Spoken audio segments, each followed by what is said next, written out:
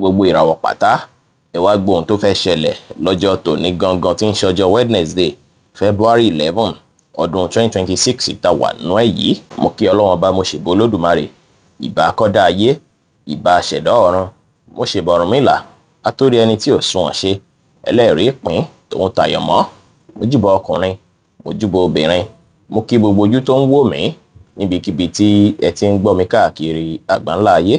Ẹ̀yin tẹ́ ń wò mí pátá, ẹ dákun ẹ dábọ̀ ẹ bá ń share fídíò yìí, ẹ pín kó jẹ́ wúlò àtàǹfààní fọ́pọ̀ ènìyàn.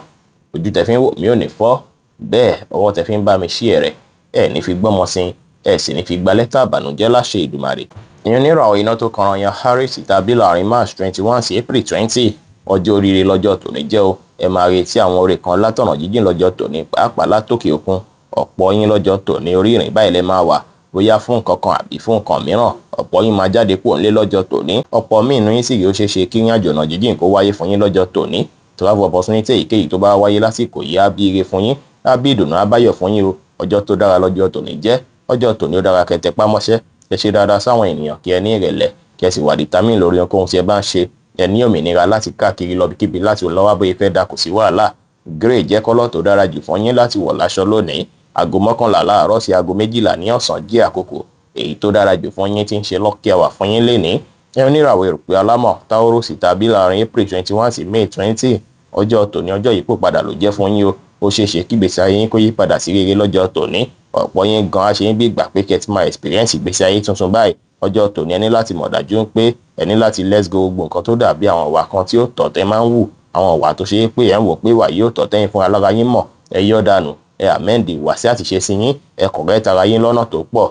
Ẹ rí dájú pé àwọn ìwà tó dàbí ìgbà pé kò wulẹ̀ ràn yín lọ́wọ́ ẹ mú kúrò pátápátá, torí tí ìpòpadà bá máa wáyé inú yín gangan, ọ̀dọ̀ yín gangan ló yẹ kó ti bẹ̀rẹ̀. Ẹ̀yin gangan lẹ gbọ́dọ̀ bẹ̀rẹ̀ àtúnṣe yẹn kó tó wá dín pé nǹkan tí gbogbo èèyàn máa rí pé lágbájá ayé ti yí padà. Gbogbo eléyìí tẹ́ bá ṣe lọ́jọ́ tòní á ràn yín lọ́wọ́ púpọ̀ púpọ̀. Ó dára kẹ́ lu àkókò àti ìgbọ́jọ́ tòní pẹ̀lú olólùfẹ́ yín o, látàrí pé ìgbà tẹ́ bá lò pẹ̀lú wọn lénìí á dùn alárinrin. Ẹ múra dáadáa lénìí kí ẹ dùn rí lójú, ẹ ṣe dáadáa sáwọn ènìyàn, ẹ má sọ̀rọ̀ rí àbí ọ̀rọ̀ àìtọ́ sí èèyàn, kí ẹ sì ní ìrẹ̀lẹ̀ dára. Aago 1 ní ọ̀sán sí aago 2 ní ọ̀sán jí àkókò èyí tó dára jù fún yín tí ń ṣe lucky hour fún yín lénìí tí kọ́lọ̀ brown sì jẹ́ kọ́lọ̀ èyí tó dára jù fún yín láti wọ̀ láṣọ ní ọjọ́ tòní. Ẹ̀yin oníràwọ̀ afẹ́fẹ́ aláwàdà Gemini tàbí láàrin May 21 sí June 21 ọjọ́ tó dára lọ́jọ́ tòní jẹ́. Ìbáṣepọ̀ yín àti olólùfẹ́ yín á dùn alárinrin, ìdùnnú àgbàlẹ̀ ń bẹ, ìfẹ́ àgbàlẹ̀ ń bẹ, ayọ̀ àgbàlẹ̀ ń bẹ lọ́jọ́ tòní. Ó dára kẹ́ lo àkókò àti ìgbọ́jọ́ tòní pẹ̀lú olólùfẹ́ yín. Àkókò tẹ́ bá lò papọ̀ yìí kò ní jẹ́ pé ó máa bí kí ìbáṣepọ̀ yín dánmọ́rán nìkan, á tún jẹ́ kí ẹ tún láǹfààní àti foríjìra yín lórí àwọn kankan tó ti ṣẹlẹ̀ sẹ́yìn. Bẹ́ẹ̀ sì ni á tún bí ìdàgbàsókè fún ìbáṣepọ̀ yín méjèèjì. Lẹ́yìn kẹ́ rí dájú pé ẹ ní ìrẹ̀lẹ̀, ẹ ṣe dáadáa sáwọn èèyàn, ẹ free ara yín, ẹ bá ọ̀pọ̀lọpọ̀ ènìyàn ṣe lọ́jọ́ tòní. Aago 2 ní ọ̀sán sí aago 3 ní ọ̀sán jí àkókò èyí tó dára jù fún yín tí ń ṣe lucky hour fún yín lénìí tí kọ́lọ̀ beige sì jẹ́ kọ́lọ̀ èyí tó dára jù fún yín láti wọ̀ láṣọ ní ọjọ́ tòní. Ẹ̀yin oníràwọ̀ mi agbára Cancer tàbí láàrin June 22 sí July 22 ọjọ́ tòní ẹ máa busy púpọ̀ púpọ̀ o. Ó ṣeé ṣe kí ẹ máa ṣiṣẹ́ lórí àwọn iṣẹ́ kan tó ṣe é pé tí ń ṣe láṣepàṣì látijọ́ mẹ́ta láti rí dájú pé gbogbo ẹ yanjú, pàápàá àwọn iṣẹ́ tó dàbí ìgbà pé ó wà lọ́rùn yín pọnpọnpọn báyìí gbogbo ẹ̀ lẹ́fẹ̀ẹ́ gbájúmọ́ lọ́jọ́ tòní. Ẹ ní láti tẹpá mọ́ṣẹ́ dáadáa lọ́jọ́ tòní, torí ó ṣeé ṣe káwọn nǹkan tó dàbí responsibility míì kó tún wọlé, àwọn nǹkan míì tẹ́fẹ́ mójútó kó tún wọlé dáadáa lọ́jọ́ tòní. Kò wá sí bó tilẹ̀ hùn kó lágbára tó, ẹ má ṣe ní pé ẹ tún fẹ́ sún iṣẹ́ síwájú rárá, ẹ má procrastinate. Ẹ rí dájú pé ẹ ṣe nǹkan méjì papọ̀ lẹ́ẹ̀kan ṣoṣo, ẹ fètò sí nǹkan yín kẹ́sì wà fókọ́sì dára. Aago 3 ní ọ̀sán sí aago 4 ní ọ̀sán jí àkókò èyí tó dára jù fún yín tí ń ṣe lucky hour fún yín lénìí tí kọ́lọ̀ green sì jẹ́ kọ́lọ̀ èyí tó dára jù fún yín láti wọ̀ láṣọ ní ọjọ́ tòní. Ẹ̀yin oníràwọ̀ iná tó gbóná riri Leo tàbí láàrin July 23 sí August 22 ọjọ́ tòní kún fún ìdùnnú àti ayọ̀ rẹpẹtẹ. Ẹ̀yin tẹ́ ń lò ràwọ̀ igangan olú ọmọ ọjọ́ tòní lẹ́jẹ́ o, látàrí pé ọ̀pọ̀lọpọ̀ ènìyàn pátá ló máa nífẹ̀ẹ́ yín àti níbi iṣẹ́ àti láyìíká ilé. Gbogbo èèyàn ló máa nífẹ̀ẹ́ yín, gbogbo ìtẹ́ bá ṣe pátápátá láwọn èèyàn máa fẹ́ rí, ló máa need láti túmọ̀ yín, wọ́n máa admire púpọ̀ púpọ̀, wọ́n á nífẹ̀ẹ́ sí rẹpẹtẹ tó ṣe é pé gbogbo iṣẹ́ dáadáa tẹ́ bá ṣe ó ṣeé ṣe kí ẹ rí èrè ń jẹ rẹpẹtẹ lórí rẹ̀. Ọjọ́ tòní ní láti wà focus dáadáa lórí iṣẹ́ yín. Ẹ ní ìrètí pé gbogbo nǹkan máa dá, ẹ ní ìgbàgbọ́ ní kíkún nínú ara yín, ẹ fi ìfẹ́ tòun tọ̀yàyà hàn sí gbogbo ènìyàn pátá. Ẹ ṣe dáadáa sáwọn èèyàn kí ẹ sì wà ní ìdùnnú tó rọ́jò oríire báyìí lọ́jọ́ tòní jẹ́. Aago 12 ní ọ̀sán sí aago 1 ní ọ̀sán jí àkókò èyí tó dára jù fún yín tí ń ṣe lucky hour fún yín lénìí tí kọ́lọ̀ light green sì jẹ́ kọ́lọ̀ èyí tó dára jù fún yín láti wọ̀ láṣọ ní ọjọ́ tòní.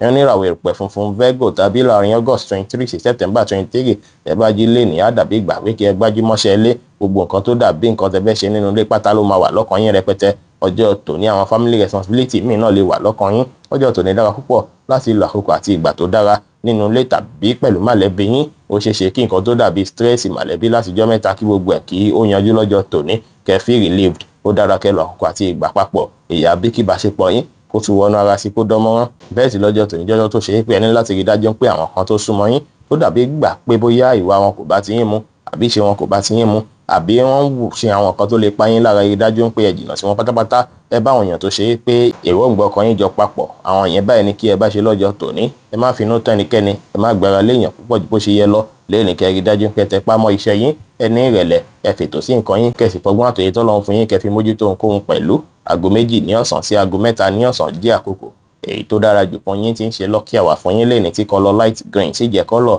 èyí tó dára jù fún yín láti wọ̀ láṣọ ní ọjọ́ tòní. Oníràwọ̀ afẹ́fẹ́ márìmí fín Libra tàbí láàrin September 24 sí October 23 ọ̀rọ̀ yín báyìí á dùn bí oyin báyìí ní. Ọjọ́ tó dára lọ́jọ́ tòní jẹ́ ọpọlọ yín á jí pépé tó sì jẹ́ pé ọ̀rọ̀ sísọ yín báyìí á dánmọ́rán dáadáa lọ́jọ́ tòní. Ọjọ́ tòní dára púpọ̀ láti fi wá ìrànlọ́wọ́, láti fi wá gbárùkùtì, láti fi lo ọ̀rọ̀ yín lọ́nà tó máa gbà wọ́n gbèsè ayé yín lọ́wọ́. Ọ̀rọ̀ yín á jẹ́ tó ṣe pé ó máa wà káṣì tó ṣe pé tẹ́ bá sọ àwọn èèyàn máa fẹ́ tẹ́tí gbọ́ dáadáa lọ́jọ́ tòní. Ọjọ́ tòní sì jọjọ́ tó dára púpọ̀ fẹ́yìn tẹ́ ń ṣiṣẹ́ tó jọ mọ́ sọ̀rọ̀sọ̀rọ̀ bóyá nu rédíò ni bóyá lórí tv bóyá nu fóònù ní tẹ́ ń sọ̀rọ̀ tọ́rọ̀ yín jọ mọ́ àwọn tó ń sọ̀rọ̀. Ọ̀rọ̀ yìí ẹ máa fi gba rere dáadáa lọ́jọ́ tòní. Ẹ múra dáadáa lẹ́ni kí ẹ dùn rí lójú, ẹ má sọ̀rọ̀ òdì àbí ọ̀rọ̀ àìtọ́ sẹ́nikẹ́ni, ẹ ṣe dáadáa sáwọn èèyàn kí ẹ gbà láfíà láàyè pẹ̀lú. Aago 1 ní ọ̀sán sí aago 2 ní ọ̀sán jẹ́ àkókò èyí tó dára jù fún yín tí ń ṣe lucky hour fún yín lẹ́ni tí kọ́lọ̀ lime green sì jẹ́ kọ́lọ̀ èyí tó dára jù fún yín láti wọ̀ láṣọ ní ọjọ́ tòní. Oníràwọ̀ omi tútù Scorpio tàbí láàrin October 24 sí November 22 ọjọ́ tó dára lọ́jọ́ tòní jẹ́. Igi owó máa wọlé fún yín tó sì máa ràn yín lọ́wọ́ láti yanjú àwọn bùkátà kan tó wà níwájú yín tó kún lọ́rùn yín láti jọ́ mẹ́ta tó ń fún yín pressure. Ọjọ́ tòní ẹ ti wá ní láti kíyèsí ara torí ń pọ́jọ́ tòní òǹṣọ́jọ́ tẹ̀lé kówó lórí investment kankan tàbí yáyàn lówó rárá. Ẹ lè save owó fún àǹfààní ọjọ́ iwájú ó dára púpọ̀. Ọjọ́ tòní ẹ ní láti rí dájú pé ẹ jìnnà sí pé ẹ ń ra àwọn nǹkan tó ṣe é pé ó lágbára jù bóyá bíi mọ́tò bóyá ilé bóyá àwọn nǹkan tó ṣe é pé fẹ́ kó rẹpẹtẹ lé lórí. Ẹ má ṣe bẹ́ẹ̀ lásìkò yìí kò dára. Nǹkan tẹ́ ra yẹn ó lè padà ní bá lọ́jọ́ iwájú. Ẹ tẹpá mọ́ṣẹ́ lè ní kẹ́ ṣe dáadáa sáwọn èèyàn. Ẹ ní ìrẹ̀lẹ̀ kẹ́ wà determine dára.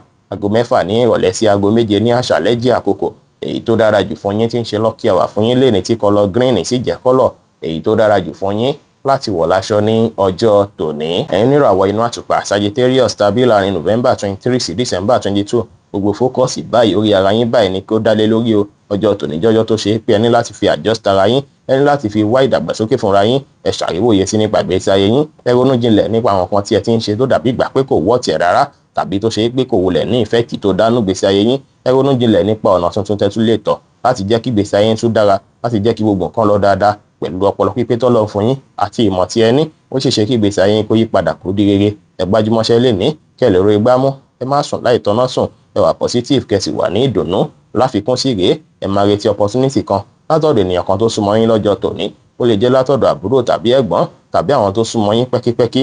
Ọjọ́ tòní ọ̀rọ̀ yín ó ṣeé ṣe kí ó ràn yín lọ́wọ́ látara àwọn ọkàn yín tẹ́ bá ṣe gbọ́rọ̀ kalẹ̀ lọ́jọ́ tòní. Ó ṣeé ṣe kó ṣe é pé ìgan ló máa bí kí àwọn opportunity yẹn kó tètè wọlé fún yín dáadáa. Ọjọ́ tòní dára púpọ̀ láti fi béèrè ìrànlọ́wọ́, láti fi béèrè àránṣe. Pẹ̀lú gbogbo eléyìí oore lè jẹ́ tiyín púpọ̀ lọ́jọ́ tòní. Aago 10 láàárọ̀ sí aago 11 láàárọ̀ jí àkókò èyí tó dára jù fún yín tí ń ṣe lucky hour fún yín lẹ́ni tí kọ́lọ̀ brown sì jẹ́ kọ́lọ̀ èyí tó dára jù fún yín láti wọ̀ láṣọ ní ọjọ́ tòní. Oníràwọ̀ ìpele eruku Capricorn tàbí láàrin December 23 sí January 19 ọ̀pọ̀ yín ó ṣeé ṣe kí ẹ láàlá ṣáájú ọjọ́ tòní tàbí ní àṣálẹ́ ọjọ́ tòní. Ọjọ́ tòní jọ́jọ́ tó ṣe é pé ọjọ́ tó wà very spiritual ló jẹ́. Ó dára kí ẹ fè ní kẹ́ fi ṣe àwọn kan tó jọ mọ́ spiritual obligation èyíkéyìí. Ẹ fi gbé ìgbésẹ̀ kí ìgbésẹ̀ tó bá jọ mọ́ títí spiritual work lọ́jọ́ tòní. Ẹ rí dájú pé ẹ wà dáadáa lọ́jọ́ tòní. Ó sì dára kẹ́ create time láti ṣe prayer dáadáa lénìí. Bẹ́ẹ̀ sì lẹ tún gbọ́dọ̀ ní ìgbàgbọ́ ní kíkún nínú ara yín kí ẹ finú tóun tó ń sọ sí yín lọ́kàn púpọ̀. Ẹ má wá finú tọ́yàn rẹpẹtẹ rárá lọ́jọ́ tòní. Ó ṣeé ṣe kí ẹ rí disappointment látọ̀dọ̀ àwọn èèyàn lénìí kẹ́ kí sára ẹ ṣòtítọ́ ẹ ṣòdodo láwùjọ àwọn èèyàn. Ẹ má kàn jíjú bó ṣe ẹ lọ lórí ohunkóhun. Ẹ má fọkàn sí gbogbo nǹkan kí nǹkan tí ẹ bá ń retí kó lè wọlé ní ìrọ̀rùn fún yín. Kí ẹ sì má ṣe ní pẹ̀ǹṣẹ̀ lè ohun tẹ́lẹ̀ múṣẹ́ fẹ́nikẹ́ni. Ẹ ṣáà wà positive kí ẹ sì jìnnà síbi tí ariwo bá pọ̀ sí púpọ̀ lọ́jọ́ tòní kò dára. Aago 9 láàárọ̀ sí aago 10 láàárọ̀ jí àkókò èyí tó dára jù fún yín tí ń ṣe lucky hour fún yín lẹ́ni tí kọ́lọ̀ green sì jẹ́ kọ́lọ̀ èyí tó dára jù fún yín láti wọ̀ láṣọ ní ọjọ́ tòní. Oníràwọ̀ afẹ́fẹ́ oníbínú Aquarius tàbí láàrin January 20 sí February 19 ọjọ́ tòní ẹ máa rí àwọn sọ́pọ́ọ̀tì rẹpẹtẹ látọ̀dọ̀ àwọn èèyàn, ẹ máa rí ìgbárùkùtì látọ̀dọ̀ àwọn tó súnmọ́ yín dáadáa lọ́jọ́ tòní. Ọjọ́ tó dára lọ́jọ́ tòní jẹ́ àwọn ọ̀rẹ́ àtàwọn alábàáṣe yín, àwọn tó súnmọ́ yín wọ́n á fẹ́ lo àkókò àti ìgbà pẹ̀lú yín lọ́jọ́ tòní. Ìbáṣepọ̀ yín máa wá dàbí ìgbà pé ẹ̀ṣẹ̀ mọ́ra ní tuntun. Ọjọ́ tòní jọ́jọ́ tó ṣe é pé gbogbo èyí á bí ìdùnnú àtayọ̀ rẹpẹtẹ fún yín, tó sì jẹ́ pé ẹ̀yin gan fúnra yín gan á ṣe yín bí ìgbà pé kẹ́ lo àkókò àti ìgbà pẹ̀lú wọn. Àkókò àti ìgbà tẹ́ bá lò pẹ̀lú wọn lọ́jọ́ tòní àbí kí ìbáṣepọ̀ yín kó wọnú ara dáadáa, tó sì jẹ́ pé ẹ tún wá ní láti kíyèsára pẹ̀lú green snake under the green grass. Àwọn tó ṣe é pé wọ́n wà ní inú òkùnkùn, wọ́n ń tabà sínú mọ́lẹ̀, àwọn tó ṣe é pé wọ́n fi ọ̀rẹ́ bojú, tó sì jẹ́ pé ọ̀tá ni wọ́n nínú ọkàn wọn. Ẹ kíyèsára dáadáa tẹ́ bá identify wọn lọ́jọ́ tòní, tàbí ẹni tọ́kàn yín ò bá ti bá ṣe, ẹ wulẹ̀ fi wọ́n lẹ̀ sẹ́gbẹ́ kan, kẹ́ wulẹ̀ jìnnà sí wọn ló dára. Ẹ má tàṣe jù ohunkóhun, ẹ rí dájú pé ṣàwọn kan tá mú kí ni ìdùn káyọ̀ yín kún. Ẹ fọgbọ́n àtòyè tọ́lọ́run fún yín ṣe ohunkóhun lénìí. Aago 4 ní ìrọ̀lẹ́ sí aago 5 ní ìrọ̀lẹ́ jí àkókò èyí tó dára jù fún yín tí ń ṣe lucky hour fún yín lénìí tí kọ́lọ̀ teal green sì jẹ́ kọ́lọ̀ èyí tó dára jù fún yín láti wọ̀ láṣọ ní ọjọ́ tòní. Ní oníràwọ̀ omi tí kìí ru Pisces tàbí láàrin February 20 sí March 20 ìṣẹ̀yìn jẹ́ kí ó ṣe é pé gbọ́dọ̀ gbajúmọ̀ dáadáa lásìkò yìí. Àwọn kan tó dàbí ìgbà pé ẹ̀ ń ṣe tẹ́lẹ̀ èyí tí ò rán iṣẹ́ yín lọ́wọ́, ẹ wulẹ̀ yọ kúrò, ẹ lo idea tuntun, ẹ embrace àwọn ọ̀nà tuntun tó sì lè gbà ran iṣẹ́ yín lọ́wọ́ tí iṣẹ́ yín lè fi ní ìdàgbàsókè. Ẹ ṣàtúnṣe ṣọ́ọ̀bù yín lọ́jọ́ tòní, ẹ ṣẹ̀ǹjẹ̀ àwọn kan tó dàbí èròjà aṣẹ́, àwọn irinṣẹ́ tẹ̀ ń lò tó dàbí ìgbà pé ó ti ń bàjẹ́, ẹ ṣàtúnṣe lé wọn lórí. Gbogbo eléyìí máa ràn yín lọ́wọ́, á jẹ́ kí iṣẹ́ yín tó rọrùn lọ́jọ́ tá à ń wò lọ́ọ̀kan yìí. Ẹ ṣe dáadáa sáwọn èèyàn, pàápàá àwọn kọ́sítọ́mà yín. Ẹ rí dájú pé wà well calculated, ẹ fọkàn sí nǹkan tẹ́ ń ṣe, ẹ rí dájú pé ẹ fètò sí nǹkan yín, bẹ́ẹ̀ sì ni kí ẹ ní ìgboyà láti rí dájú pé ẹ kojú gbogbo nǹkan tó bá dàbí ilé kókó èyíkéyìí tó bá wáyé láàyè iṣẹ́ lọ́jọ́ tòní. Aago 5 ní ìrọ̀lẹ́ sí aago 6 ní ìrọ̀lẹ́ jí àkókò èyí tó dára jù fún yín tí ń ṣe lucky hour fún yín lénìí tí kọ́lọ̀ dark green sì jẹ́ kọ́lọ̀ èyí tó dára jù fún yín láti wọ̀ láṣọ ní ọjọ́ tòní. Bí ó ṣe jẹ́ nìyẹn fún gbogbo irúfẹ́ ìràwọ̀ méjìlá tó wà pátá. Ẹ̀yin tẹ́ ń wò mí pátá ẹ má gbàgbé pé Ọlọ́run bo Olódùmarè nìkan lọ́ba tó ní ìmọ̀ jùlọ. Ẹ̀yin tẹ́ fẹ́ ṣèwádìí onírúurú láǹfààní àti kàn sí wa ní WhatsApp 09033897161. Ire gbogbo á jẹ́ tiwa lónìí, lọ́sẹ̀ yìí, lóṣù yìí àti ní gbogbo ọjọ́ ayé wa láṣẹ Èdùmàrè. Ire o.